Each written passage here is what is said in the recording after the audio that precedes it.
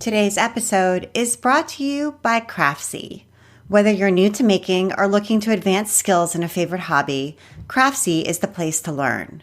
With over 1,500 classes, there's something for everyone, from knitting and sewing to baking and cooking, gardening, embroidery, quilting, and more.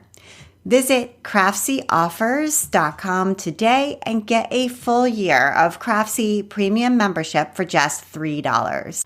That's 97% off the regular price. Start turning ideas into projects you can be proud of. Thank you so much, Craftsy. And now, here's the show.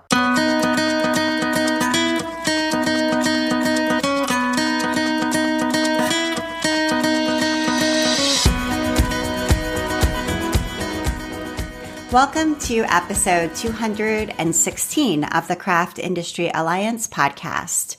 I'm Abby Glassenberg.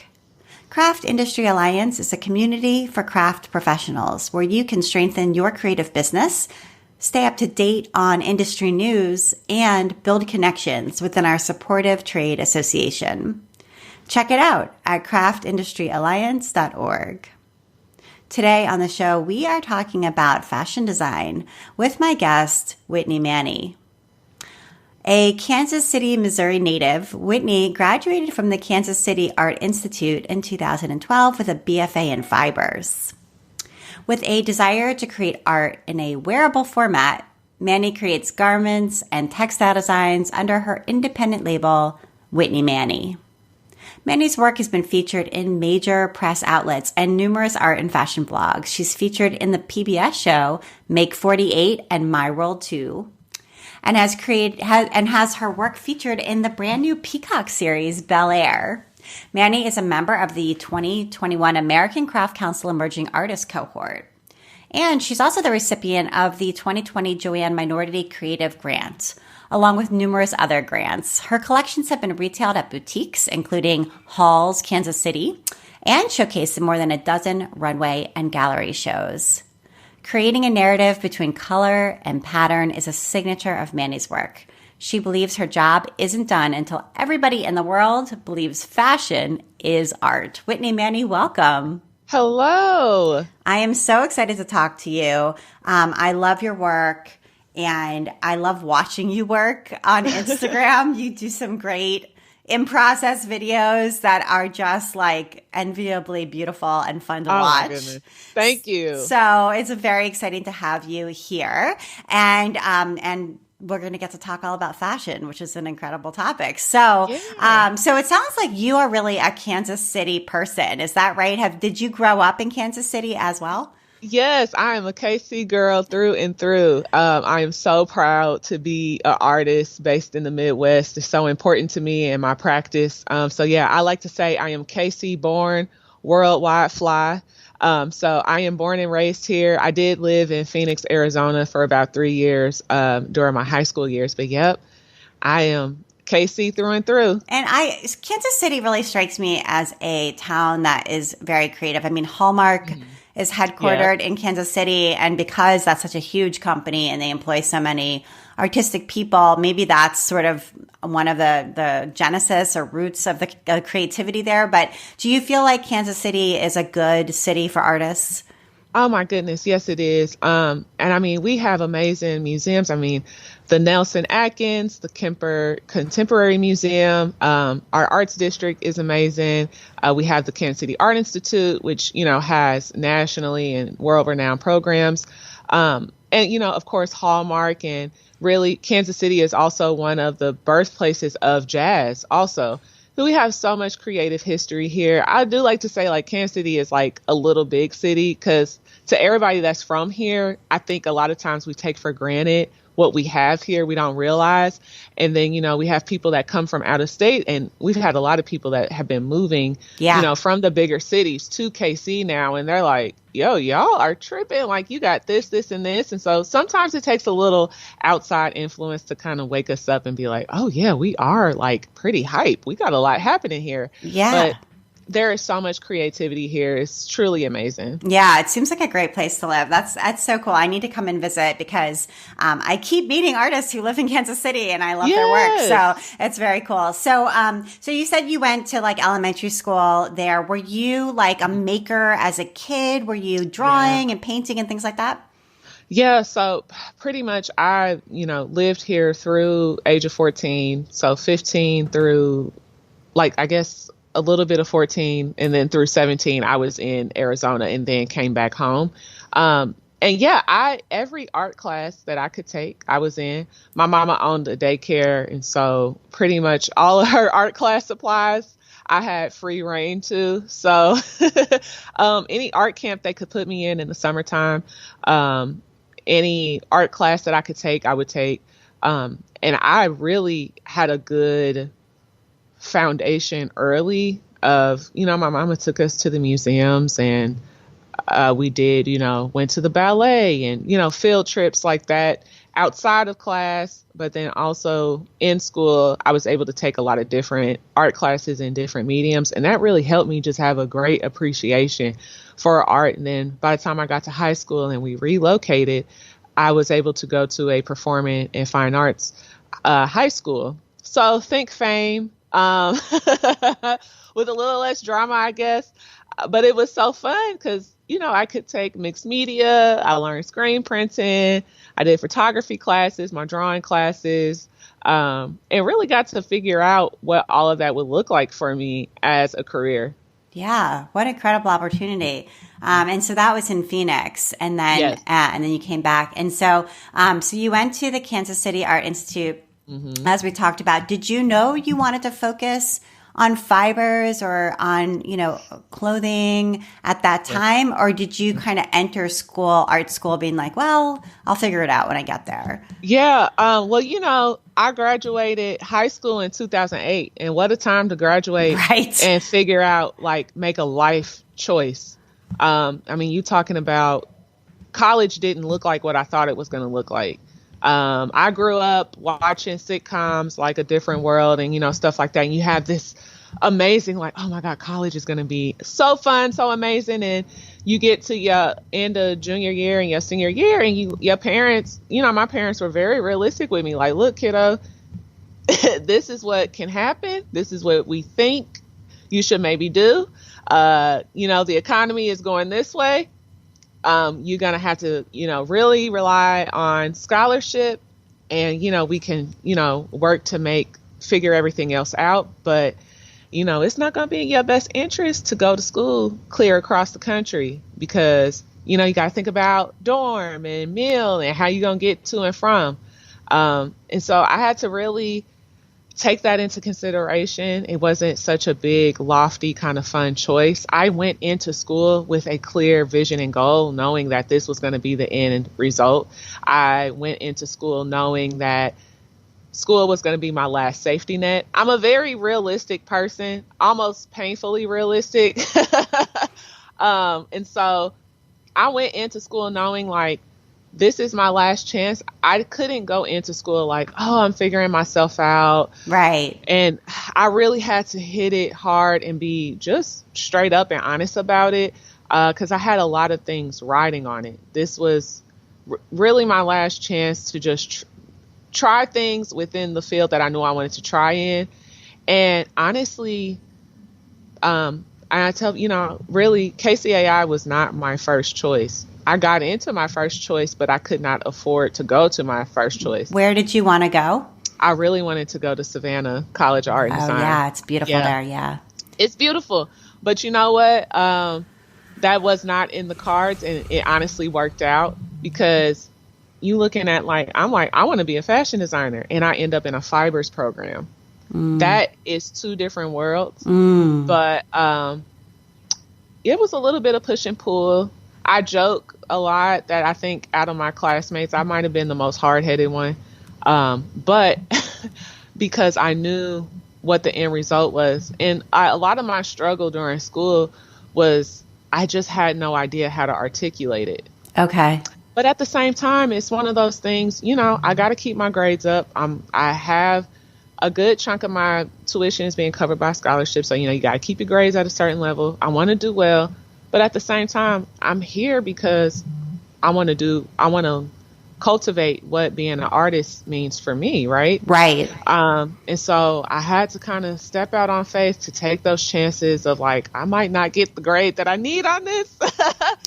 Because you had like your own, it sounds like you really had your own vision for the assignments and things like that they were giving you. And it might not have been the easy path to a straight A's, but you really wanted to sort of fulfill that vision.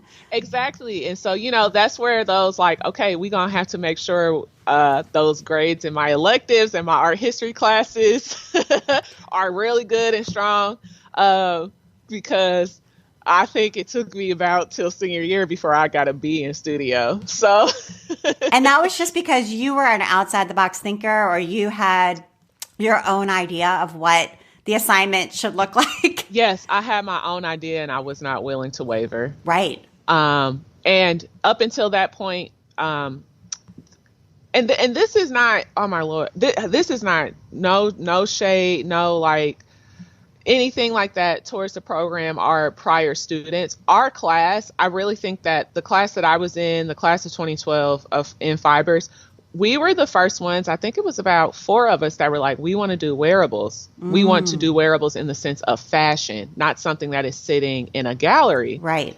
My other classmates kind of went more non-traditional in the sense of their materials and how they were presenting. Cause I was like, I want to make fashion that I can wear every day. That can be washed, reworn. I didn't want to do couture. I mean, this is the time where you have like the crazy costumes of like Lady Gaga and Katy Perry, right? Yeah. And McQueen, Alexander McQueen, right. Atlantis collection. So this was that time of fashion. So they're looking at me like, you should be doing this type of work. And I'm like, but that doesn't feel genuine to me. I don't want to do gowns. First of all, that's a whole nother skill set, sewing skill set. I'm not interested in learning. Shout out to the people that have patience for that. But that was just not where my genius was, I felt. And I was learning so many different things. You're talking about weaving, surface design, basket making, crocheting, knitting. You're learning the art of fibers, the art of textiles, spinning your own yarn. Yeah. All this stuff. And I'm like, okay, that's amazing. And I know that I can apply this to an everyday format. It's not high fashion, but it's not pedestrian fashion either. But I still want to be able to connect these fine art techniques that I'm making. So that's where it's like, that's where I came in. Right. It felt like I was making this, not making it up as I was going, because that sounds kind of silly, but making it up as I'm going.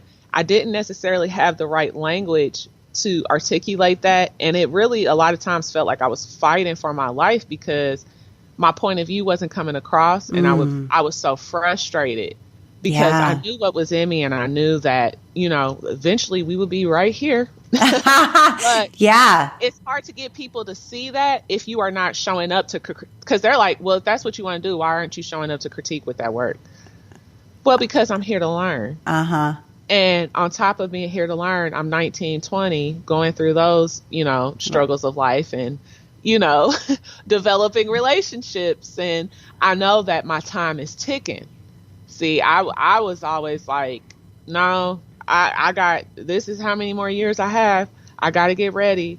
And this is also the time of Etsy is starting to boom. The girls on Tumblr, Tumblr was super popping at that time, and beauty YouTubers, and I'm watching them of how they're building their business. And I said, okay, well, let me copy what they're doing, what steps they're doing. And you also have to take in consideration, I am from day one, from my foundation year on, I'm saying I am going to be an entrepreneur. Right. You don't learn that in art school. No. And in fact, I think in some ways it's almost, I don't want to say it's frowned upon, but as you said, this sort of mentality of we're training you to create art that's going to be in a gallery. It's not going to be craft. It's not going to be practical. And along with that, we're not teaching you the practical skills of building a business. Right. And so it's just, it was just such a process to not feel, you don't want to feel combative. You don't want to come across, like you just walking in with your fist up every day. And you don't want to get just kind of feeling like, oh, well, maybe let me switch because, okay, now I'm starting to notice, okay, my eye for color is really strong. My eye for pattern is really strong. I love dyeing fabric. I have a way of being able to combine hand process and digital process in a really unique way. Okay, so as time goes on, you're like, let me put these pieces together. Right. So I felt like I just did not hit my stride until senior year in studio. My last half of junior year, it was like everything was starting to click. But I'm still in critique and like I'm still bringing in these analytical skills along with my conceptual skills. And it's like, okay, what I had to kind of just encourage myself, what you're doing is not necessarily wrong. It's just that it hasn't really been done in the program just yet. Right. Yeah. And that's okay. Yeah. And, out of that struggle sometimes can come really good things. And it sounds like you really got to know yourself. And there's a lot to be said for that, just coming to understand your own voice and your own strengths. So even though it sounds like those years were hard, perhaps, you wouldn't be where you are now without them. So, right. Yeah. So that's good. So after graduation, did you immediately strike out on your own and start building this business, or were there some in between steps? Yeah. So the other interesting thing too was because I was going to a fibers program and not a fashion program, I knew that there was going to be certain skills that I did not learn. Right. That would make me honestly not a great candidate for a lot of fashion industry jobs. Because of that, I went even harder to set myself up for success as an entrepreneur, because at 2021, I'm like, oh, nobody's going to hire me. So I'll do it on my own. And, I guess youth was on my side to make a decision like that. And that's not because I feel like within my fibers program, I learned so much so many things that I would not have learned in a fashion program. It's like vice versa. There's a pro and a con. I still feel like I came out strong because a lot of that business stuff I did teach myself or took extra classes and workshops outside of school to kind of beef me up in that department. My second semester of junior year, I started like, okay, what's your brand statement? What is your artist statement? What's your logo? Okay, your cousin's a graphic designer. Maybe you should start talking to her about a website. So I started doing these branding things and like, okay, start building your Instagram. And really did it without, it was conscious, but it wasn't like a lot of extra effort. So by the time I graduated, I was selling stuff on consignment in 2 stores. And that fall following graduation, I was heading to Kansas City Fashion Week and St. Louis Fashion Week. So it was like the ball was rolling. Realistically, did I have enough business to be like, I'm a full-time artist at that point? Absolutely not. But I just looked at it like, okay, you're going to have to get a job. That's fine. Have no problem working. Even if something changes right now, if I need to go cut fabric at JOANN, I will, to take care of myself and keep my studio going. And so I ended up working for 6 years at a dance studio. I do not dance, but I was the studio manager, the office manager. Yeah. And so that allowed me to be able to work in the afternoons and evenings and on Saturday. So I would work there about 30 to 34 hours a week. So then my thought was I'll be available for a majority of business hours. Right. During the day, because business people work during business hours, right? And so I would go to studio. When I graduated, my studio was my parents' basement. Shout out to them for putting up with those shenanigans.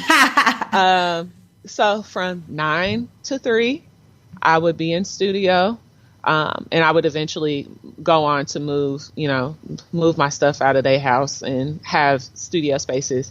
And then I would get off of work, and I would work after work. Right. Also. Yeah. And that was my schedule up until the point, I would work. That was my consistent part-time job. And if I needed to do extra stuff for extra income, like I did virtual merchandising at the Limited, I only had to do that a couple times a month. I was a contract seamstress for Title Boxing. So I did that in between time, teach workshops, stuff like that. Until it was like one day I was in studio. I was like, oh, you've only been at studio for the last few months. Okay. You've always been a full-time artist, but you are officially a full-time artist. I want to take a minute now to talk about our sponsor, Craftsy. And here is a message from Craftsy. At Craftsy, we know making. Whether you're new to the handmade life or looking to advance your skills, we have classes for all maker levels and interests. From knitting and sewing to quilting and embroidery, cooking, baking, paper crafts, and more. Craftsy's instructors guide and encourage you, empowering you to turn ideas into realities. And they have an exclusive offer for Craft Industry Alliance podcast listeners.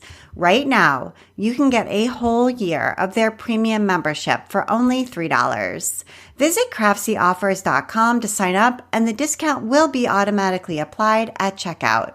For only $3, you'll get a full year of access to over 1,500 premium full-length classes. It can be challenging to know where to go to learn new things, especially when you are an absolute beginner. Craftsy's instructors help build strong foundations as they teach, setting you up for success and helping you fix mistakes as you go. Their enthusiasm and strong teaching style make learning accessible to all. If you're an experienced maker and looking for new challenges and fresh projects, Craftsy is for you too. From perfecting your fondant skills to tackling complex stitches, from eye-catching garden design to next steps in sourdough, Craftsy has advanced classes in all crafts from instructors who are experts in their field. With over 1,500 classes, including downloadable patterns and recipes, Craftsy has a class and a craft for everyone. Visit Craftsy Offers today and get your year of Craftsy premium membership for just $3. That's 97% off the regular price. Start turning ideas into projects you can be proud of. Get this exclusive offer at CraftsyOffers.com. Thank you so much, Craftsy. And now, back to my conversation with Whitney. Yeah, that's amazing. That's an inspiring story, just to the amount of work that went into making that happen and the number of years that went into making that happen is just incredibly inspiring. And you're, as you said, you were always a full-time artist. Your dedication to that work was really important, an important part of this. So when you did start working in your parents' basement studio and then moved out, what kinds of things were you making? Yeah. Well, I will say that, and this is where the art school training of curating your own work and like that process of concept to completion really kicked in, because once you're out of art school, you don't have 10 other people giving you feedback, right, or holding you accountable. You don't have no due dates from a teacher. If I say I'm going to do a collection, I have to sit there and say, what is this from May to September? What does this look like? What are my deadlines and how am I doing it? So I would do yearly collections.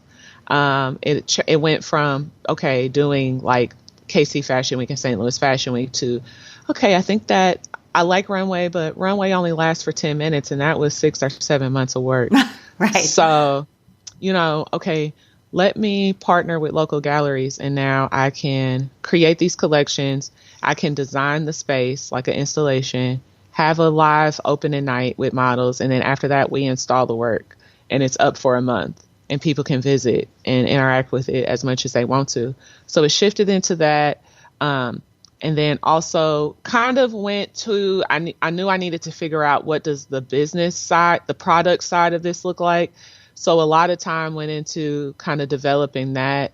What does the retail face of Whitney Manney look like? Right. And kind of bumbling and fumbling around in that area, because it's so easy for me to think of this beautiful, grand, artistic idea. But if I can't replicate that, there's no business. And so figuring out what that looked like, just trying a lot of different things. What does my retail presence look like if I am doing a pop-up or if I am retailing in a store? Halls, Kansas City was my first big retail partnership. And Halls is the department store owned by Hallmark. Okay. Oh, yes. Okay. Yeah. And so that's why it is. And so Halls is special to us in KC. So if any KC listeners are listening, if you know. And so I got that because I spoke at arts event, and the president was in the crowd that day, and he just loved what I said so much and was like, okay, let's give you a chance. I only got to do it one time, but to get an order like that, a full floor set, you talking about full size runs, and I'm sitting in that meeting and I'm just nodding my head. Yep. We can do it. I got you. It's done. And you looking at those units and you like, I got to sit here and sew all of this within 6 weeks. Oh, wow. So what did they order? Like what was the collection made up of? So this was from my Prima Rebelle collection. And so some of it was merch. So some of it I could send off to have done. So it's like tees and embroidered hats.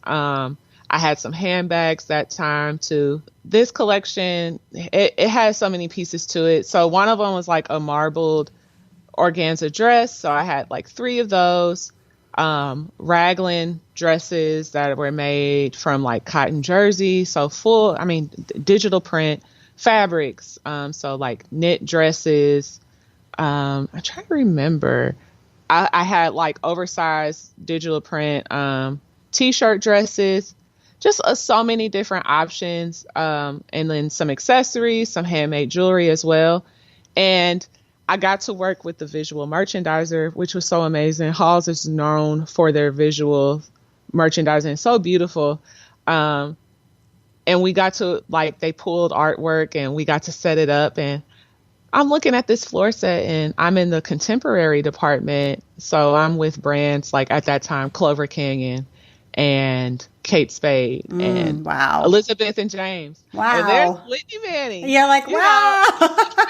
And so it was like, oh my goodness, what the heck? I could not even believe it. And it was so, at that time, this was the biggest platform that I had. Right. And, I'm building my name. I'm doing the things that I need to do.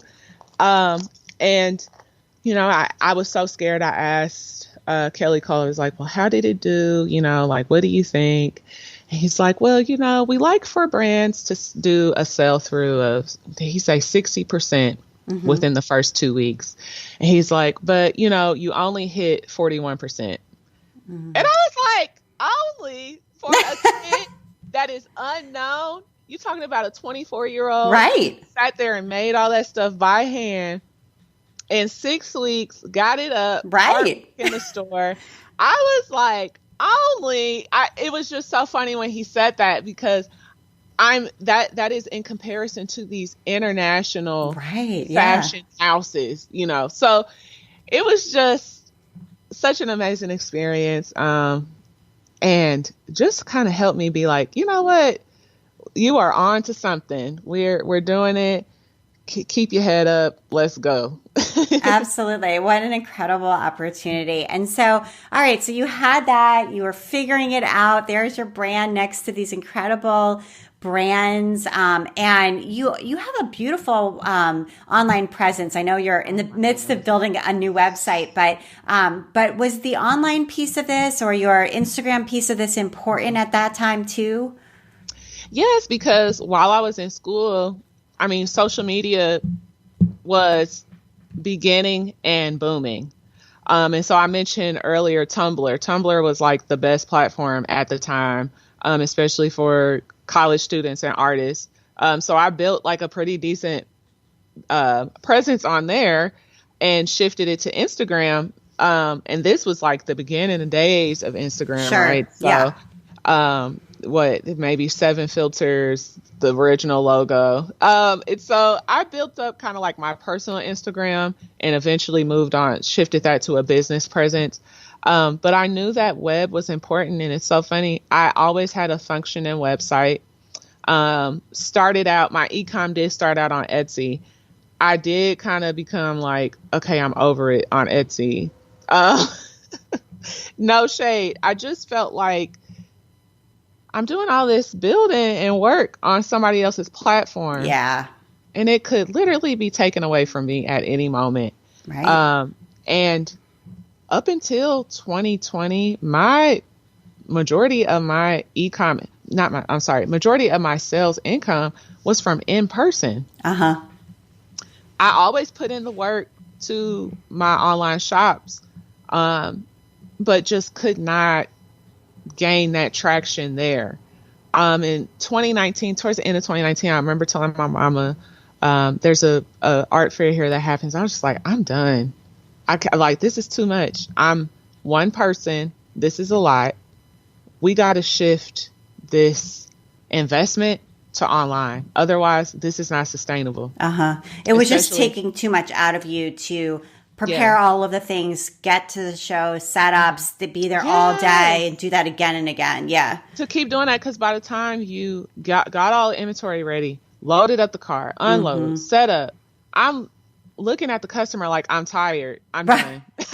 And that's like the first customer of the day. Yes, and that's the first customer of the day. And you looking at, I still have 8 more hours to go and to be happy and chipper and amazing. So listen, y'all, give artists grace when it might seem like they face is tore up at the pop-up. We've just already have like lived a whole life before we got there. Right. And so I just kind of kept reckoning, because about towards the end of 2018 was when I moved to Squarespace.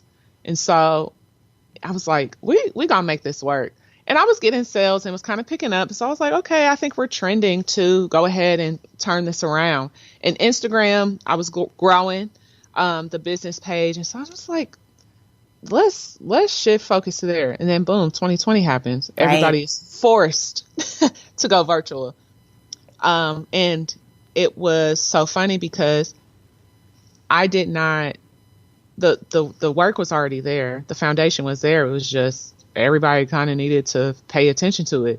So because I was already there, it was like nothing to get everybody to go ahead. And I think that you've hit on exactly what set some folks apart during the pandemic, which is to say that they had the foundation. So they had already set up email. They'd already set up e-commerce. They'd already set up social media marketing. And so when the time came where we had to use it to survive, if you had it in place, you were prepared. Right. Yeah. It's a true lesson of, even though people are not paying attention to a certain area of your work or your business, still put the work in, because you never know when something is just going to hit off. You never know. And it's a lot of extra hours. It's a lot of extra work. But thank goodness, because I would have hated to be in that position where I lost basically all other income from my other part-time jobs and gigs and everything else, to where now I'm trying to play catch up. Absolutely. And the funny thing is too, that week when the world shut down, we were actually on the way to do the American Craft Council show in Atlanta. And so I had all this inventory, all this new work, a new capsule collection. And I'm like, oh my gosh. So within a week, me and my mama, we was up here in studio, shot all the work. I was able to sell through at least, I think, about half of the inventory. Wow. And I was like, okay, that's good enough for me. Yeah. And you didn't have to go. I mean, you couldn't go to the show. And so, you could do it direct to consumer online. It's a different experience. And I want to talk about the JOANN Minority Creative Grant, initiative that they launched in 2020. And I think it dovetails because my guess, and you can tell me, as you probably saw this opportunity and applied for it, but the folks at JOANN who are sifting through all the applications, and I'm sure they got hundreds or thousands probably of applications, probably many thousands, are looking at your online presence. Because how can they really determine what your work is like and who you are and things like that? And so again, having a really robust online presence, both on social media and your own website, e-commerce, et cetera, again, really comes into play here. Oh, yes. And what's funny, I was planning on not applying because I was like, what are my chances? It took, I think it was a few more days before it was due. And my auntie texted me and was like, Whit, you better apply to this. Oh. And I was like, okay, well, my auntie told me to. Let me go ahead. Because she was probably the fourth person that sent me the application. I was like, okay, I must need to go ahead and do this. And so we had do the like kind of written questions part. We also had to do the video. And so whenever there is like an image component, I'm like, okay, I think I have a good chance because I shot the video in my studio. And I think that week I had like a pink braided mohawk. I was like, let's lay it on. This is where the showmanship came in. And I remember we did the application. That was August of 2020. We didn't hear anything until October. And so I had kind of forgotten about it. And I have to force myself to forget about certain things. Otherwise, my nerves are going to get to me up until I hear back about it. And I heard from Shantina Lilly. She emailed and was like, hey, just wanted to see if we could get a headshot from you. And I was like, okay. All right. I was like, listen, I don't know if this is a good side. She's like, we're finalizing. We still haven't made final picks, but we just need a headshot. I'm like, okay. Everybody pray for me. I got that email. You've been chosen. You're one of 20. Wow. And that was also just one of the next shift in my career that I needed. It's literally like the work. I've been doing the work. I just needed that one thing to that was the thing. Okay, I've been building myself up locally and regionally. I just needed that one thing to take my name around this country. And that JOANN was the thing that did it. And I've been able to build a beautiful partnership with them. Shantina, shout out to Shantina and Callie. They have been so helpful. That grant, helped me get new machines, get fabrics, just supplies that I needed. And also be a part of this class with other Black creators who are now like family to me. Oh. And which is amazing. And so for the 2021 class, JOANN focused on supporting Latinx creators. And so I am just so excited to see how far this program can go and can be effective within so many communities. And then, that relationship of now being a part of, the content creators for JOANN. Yeah, I know. Talk to us a little bit about that because you created some really incredible pieces for them. And so how does that work? Like, are they just like, Whitney, come up with something? Or are they giving you a design brief? Or are they giving you a specific fabric? Or how does that process work? So the very first project they hired me for was for the 2021 Black History Month campaign.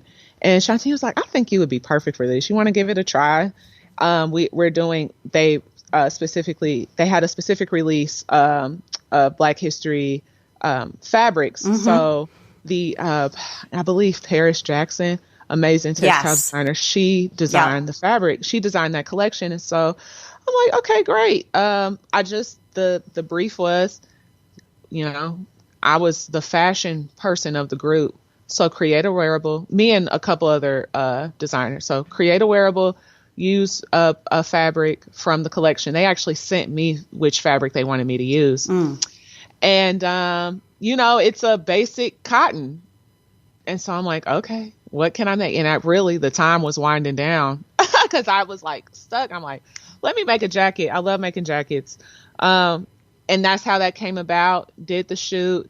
I think 2 nights before it was due, and that it just kicked that off. And so I was able to do that one, the International Women's Day, the partnership that they had with Tulip for tie-dye. Oh, yeah. My favorite one, and the one that seemed to be like the crowd favorite, was the Halloween campaign, where I did what would you call it? Basically, I did a life-size version of one of my favorite dolls, and turned myself into a doll. Oh, wow. So I did that one. I did the National Sewing Month campaign. That was a marathon because that was 5 weeks of content. Every week was a different theme. And then also did the Kwanzaa campaign. And then this year I did the Black History Month campaign again. So anytime they email me, I'm like, yes, I'm there. What's up? What y'all need? And so tell me about what are some of the things that has brought you? Obviously, you got the grant money and so you were able to, invest in some new things, which is great. And obviously JOANN has a huge presence online. Yes. But I guess, it's one thing to be flattered to get these opportunities, do the hard work and create something super creative and different and eye catching, do the photo shoot, all of that. But what comes from it? You know what I mean? It's beyond just like, that was fun, Yeah. Well, the awesome thing is, especially with the content creation opportunities, it gives me the space and the resources to say, I've had this idea in my sketchbook for so long, I just haven't had the time or the money to try it.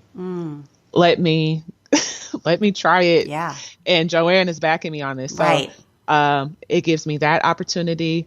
It elevates my platform.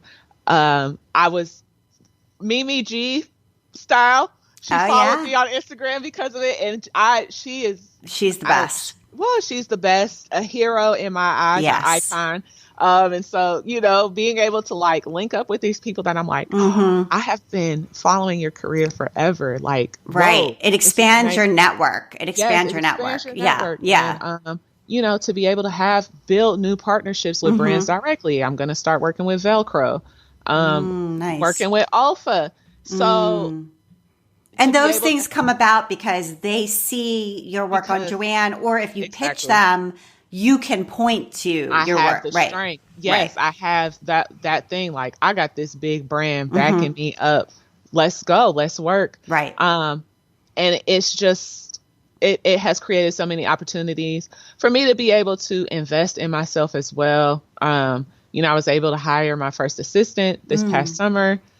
And to, be able to I am paying this person and we are still able to turn the lights on every day. Right. And so I am still able to eat every day. What kind of things do you have your assistant doing? Because I think that's a dream too for a lot of people. But then sometimes it's hard to understand how do I train them and what do I give them, So basically, I hired her for the summer only. So she was still in school. But it was okay, this is going to be your test drive to make sure.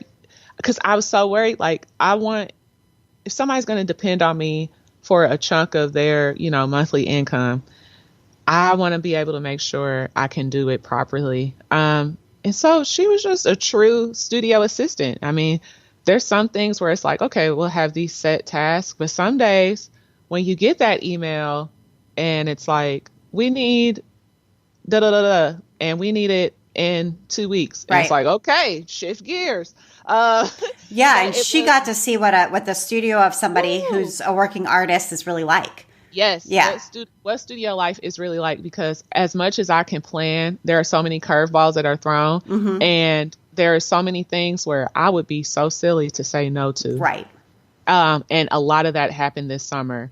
But it was nice to be able to say, okay, let me put out this fire that just popped out of nowhere while you go ahead and handle like getting packaging together for these orders. Right. Or you reach out to these people for pickups. Some of that like kind of boring stuff, or, you know, I can get a garment to a certain point and you can do all the hems. Right. You know, while I go ahead and get something else started. Or, you know, I draped this pattern. Can you go ahead and actually transfer it to flat? Stuff like that. And then now I passed off, you know, I've been on the DIY train as far as my website goes for so long. Needed to upgrade to Squarespace 7.1. So I was like, let's go ahead and just hire somebody. Yeah. So, you know, pass that off. That has been such an experience. Because I've never really hired anybody for something creatively. My branding and my look has all been me. So it's been like, what did you learn? Yeah. What did you learn from working? Because it is true when you hire someone else to look at your brand, look at your work, and then visually interpret that as, you know, a sort of brand package and a website. Sometimes you're like, okay, that's right. And then sometimes you're like, oh, that's not me, what you just did. Yeah, it was hard. Yeah. And I told her, I was like, listen, I'm probably being the type of client that I hate to have. And I am so sorry. And I'm telling you this now. I'm like, and it's towards, because, you know, I mean, custom code, it's beautiful. It functions so well and does what I needed to do at such an advanced level on certain things that I just don't even understand or have the time to learn. Right. And even then it was certain things where I was like, is it okay if we kind of collab on this? Cause you know, the mixing and matching of certain patterns and colors, it's like, I'm so exact about that stuff where it was like, okay, you go ahead and take the lead on that. And both of us are really happy with what has come with it. And then also, you know, now finding a social media manager to work with. And so we'll start working together this month. Oh, nice. And that's, you know, I'm not going to necessarily be handing over everything. It's going to be a collaborative effort, but at least like, you know, a huge majority of that is going to be off of my plate. Yeah, it allows you to do more because it sometimes feels like an either or. Like either I do this creative project or I spend time, you know, creating something for Instagram. And it's like, because that's the only hour I have. So how am I going to spend my hour, you know? Yeah, and really getting to a system of, okay, this is the formula that is working. Here's the things we can add in, we can mix in. And so doing that, I do need to hire a consistent part-time assistant pretty soon.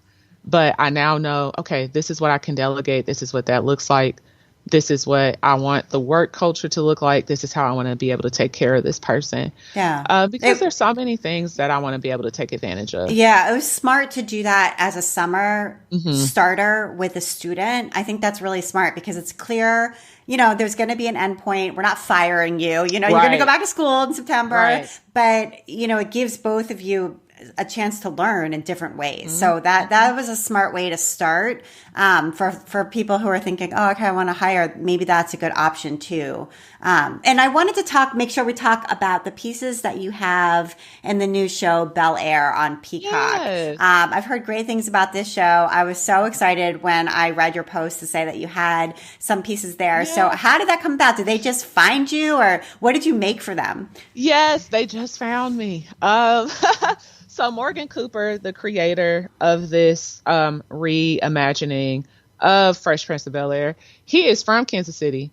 Okay. So the original trailer that he did is what kicked off actually creating like the full drama. So he's from Kansas City. Shout out. I mean, I'm like, he's probably going to be so tired of hearing this, but shout out to him for involving as many Kansas City artists as he possibly could, from visual artists to, because a lot of paintings that are in the show, those are Kansas City artists. Oh, wow. Aunt Viv's character, she is an artist. The art that they are using, like, oh, this is her art, that is a Kansas City artist. Nice. and the music. And so this was not even something that was on my radar or that I thought was an opportunity. And I don't think any of us, it wasn't like something that, we have to submit for. I think they just all kind of scouted us out. The crown that Jabari Banks, Will Smith, the character Will Smith is wearing, is done by a local metal jewelry artist. And so it's just like so amazing. And I got a text. Hey, this is Fernando Rodriguez. We would love to use your work for the character of Ashley Banks. I didn't have time to make anything new. When I tell you that turnaround was so fast, it was like a week and a half. Wow. With that. So it wasn't, and the character of Ashley, from what I can tell, she got cast later, like a lot later than the other characters. And so I think that might have also been a reason for like the really fast turnaround. And when they reached out, the actress still had not been cast. So there was no idea of like size or anything. It was just kind of like, okay, they're like, make it as small as you can. And I was like, well, everything's already made, because they had picked things that were on my website that already existed. Yeah. And so some stuff, it was like, I could edit. Some stuff it was like, I don't have enough time to, because it, once you cut it could become a whole nother animal. I'm like, I would rather send it too big, but nice and of good quality, than I'm trying to hack something and try to make it work, and now it looks crazy. And so I sent that box weighed 25 pounds. And I have never had something like this happen. I've never had a pull agreement created. I mean, we're Googling and looking for templates and what does this mean and how do we do this? But I have to put on this front. I'm a professional. No problem. Yeah. No problem. We can do that. Sure. Because I don't want to look silly to them. And I don't want them to be like, "Ooh, girl, never mind. You don't seem like you have it together." And so, quickly got all that stuff together. I sent a lot of stuff, and I sent it with like, okay, you have to be prepared for either them to send this box back with everything completely in it, and they say, never mind, or you never see this box again and nothing get used. But look at you. You got the chance. Right. That's not normal. That's not like a everyday thing for a lot of designers. Be proud of that. And again, I had to do it and forget about it. I was at FedEx sweating, recounting everything, did nice packaging for everything. Thank you notes, thank you gifts. I'm like, okay. And it's on its way to Universal Studios. Wow. Okay. So didn't hear anything. I didn't even know if they got the box. It was just like, okay, it's sent. Thank you so much. Yeah. Didn't hear anything until they started releasing previews on Bel-Air's Instagram page. And I noticed that the character of Lisa had one of my scarves tied as a head wrap. And I was like, I actually had sat there and watched the whole preview because I was going to watch the show regardless. Morgan Cooper is from here. It's a dope concept. I'm going to watch the show regardless. And so I was like, oh, that's a cute scarf, and didn't think nothing of it. I said, wait a minute. That's my scarf. That's my painting. Yeah. I'm like, oh my God, that's my scarf. I sent the screenshot and I was like, oh my, cause this whole time you're freaking out. I mean, I sent skirts, joggers, cat suits, everything, earrings, handbags, scarf. I sent so much different type of stuff. And mind you, this is only 10 episodes. Ashley, she's not in every episode either. So it's also like, okay, I don't know what's going to get used, but the character Lisa had that on. I was like, oh my gosh. So then they did like a specific preview for Ashley, and I noticed she has on my earrings. Oh, nice. She has on another pair of earrings in the promo picture. So I had 2 scarves were used, 2 pairs of earrings were used, and a top was used. So like a top that I actually cut and sewed. And, and this is artists. This is where the imposter syndrome sneaks in. I honestly was not going to say anything about being a part of the show until after the season was over, because my thought process was, my small thinking was, well, what if only one thing gets used. That's not that serious, right? Like, don't make a big deal out of that. How silly is that? Even to have one thing, it's like huge. Yeah. Yeah. If they felt like using one of those scarves as a dinner napkin, that's still amazing. Yeah. Yeah. And so, cause my mama was like, no, send the press release. This is not normal. What are you saying? You are from the town. A lot of people are being involved. You need to say something. Because at that point, other artists were starting to be featured on news, and I was still kind of like, I don't want to say nothing. As soon as I sent that press release, I'm on Channel 41. Channel 5. Good. So good. And even this morning, because somebody else sent an interview request, I had to talk myself through it, because I was like, okay, because I kept feeling like, the skirt didn't get used, or this dress didn't get used. I'm like, well, they still have the box. That means still a possibility. Right. I mean, season 2 is happening. Yeah. And even if I don't get asked back for season 2, you have the experience of your work being featured in a show. Who's to say that another show won't contact you? Right. Or just something else. Like, stop talking yourself out of something. This is so amazing. This is so big. And I had tweeted a while ago, I said, this is a new way to think about my journey. Maybe I'm not taking up too much space. It's just that my territory is expanding. I love that. That's so good.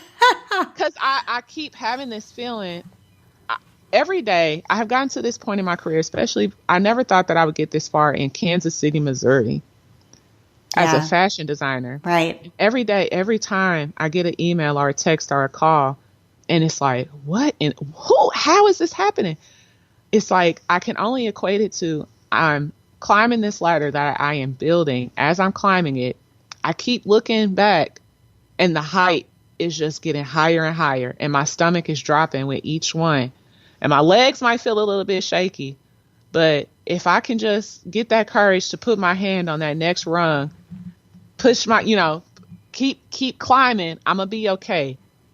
I'm really the only one who can decide if I'm going to do something or not.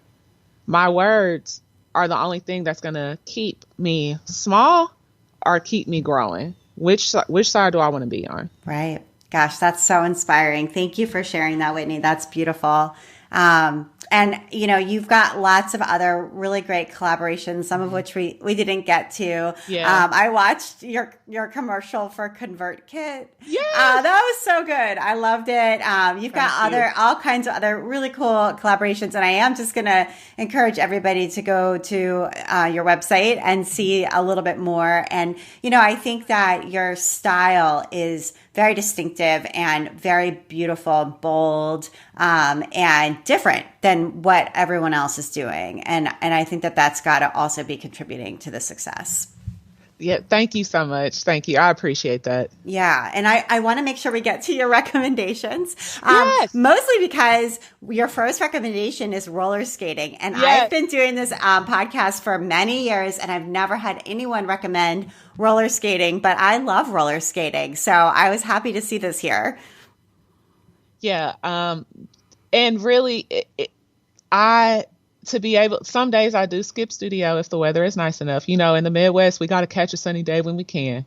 But just anything to help you clear your head and be active and use your muscles in a different way, I just highly recommend. Yeah, totally. And that's a great way. It's exercise, but it's fun exercise. Yes. And so it doesn't necessarily feel like going on a run or, going to the gym or something like that. It's interesting and fun. So that's cool. And then you've also been working on Procreate, because I know you mentioned earlier, you create a lot of digital fabrics, fabrics that are printed. You do the design, the painting, whatever it might be, and then you create a digital repeat and have that printed, and then you make fashion out of that. So tell us a little bit about how you're using Procreate. Yeah, I am tied to a computer or an iPad at all times. I love using Procreate. When I notice like I'm having like a certain motif kind of built, just something quick that I can quickly sketch, get like a nice clean drawing of, or, if I drew something by hand, I can like snap a picture with my iPad, kind of trace over it, do it really quick. Because I kind of move faster in there than I would Illustrator. But then I can have this thing like see quickly, like maybe what a repeat would look like if I like it. And then I can flesh it out in Photoshop or Illustrator, you know, once I'm able to be in front of the desktop. And it's nice too, especially when I'm working with clients, while we're kind of talking through ideas to kind of quickly sketch with them. So it just, I love it. I love being able to, you know, use multiple programs that, first of all, you know, keep me, moving in a streamlined process. Yeah, absolutely. And then you also have a half scale dress form. Yes. So what is that? How does that work? Yeah. So it's I have, you know, my pro dress form, that I work on, but a half scale one, I feel like my Achilles heel as a designer really is pattern drafting. I was only able to learn so much of it in school and have taught myself a lot of it as well. But I find it, honestly, it's one of the things that intimidate me the most. And especially as a person that wants to keep growing and include more sizes within my range, keep growing towards being more diverse in the size arena of fashion.